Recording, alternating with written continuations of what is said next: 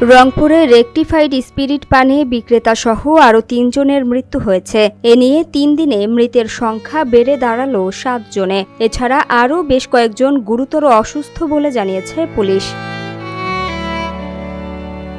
Police জানায়, রংপুরের শ্যামপুরে alcohol পানের ঘটনায় গত ১৩ জানুয়ারি রাতে নতুন করে ২ জন মারা গেছেন। তারা হলেন বদরগঞ্জ উপজেলা গোপালপুর ইউনিয়নের পূর্ব শিবপুর গ্রামের মহির উদ্দিনের ছেলে আব্দুল মালেক ও রংপুর সদর উপজেলার শ্যামপুর বন্দর কলেজ পাড়ার মৃত মোফাজ্জল হোসেনের ছেলে রাশেদুল ইসলাম। অন্যদিকে বুধবার সকালে ওই ঘটনায় স্পিরিট বিক্রেতা কারাবন্দী জয়নাল আবেদিনও মারা যান।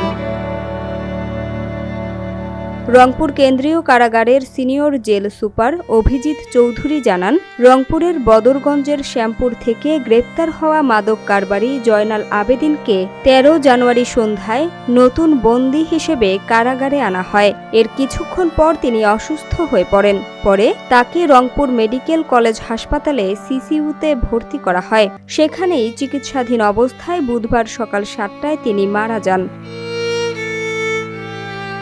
এর আগে গত ১১ জানুয়ারি দিবাগত মধ্যরাতে বদরগঞ্জ উপজেলার শ্যামপুর হাট এলাকায় চিহ্নিত মাদক কারবারি জয়নুল আবেদিনের বাড়িতে রেকটিফাইড স্পিরিট পান করে বেশ কয়েকজন অসুস্থ হন। ঘটনাস্থলে মারা যান বদরগঞ্জ উপজেলার গোপালপুর ইউনিয়নের বসন্তপুর গ্রামের আমিরুল ইসলামের ছেলে আলমগীর হোসেন, পূর্ব শিবপুর গ্রামের মৃত রফিকুল ইসলামের ছেলে সোহেল মিয়া ও সদর উপজেলার শাহাপুর গ্রামের জেন্নাদ আলী। এছাড়াও একই ধরনের অপর একটি ঘটনায় আরও একজন মারা যান হাসপাতালে।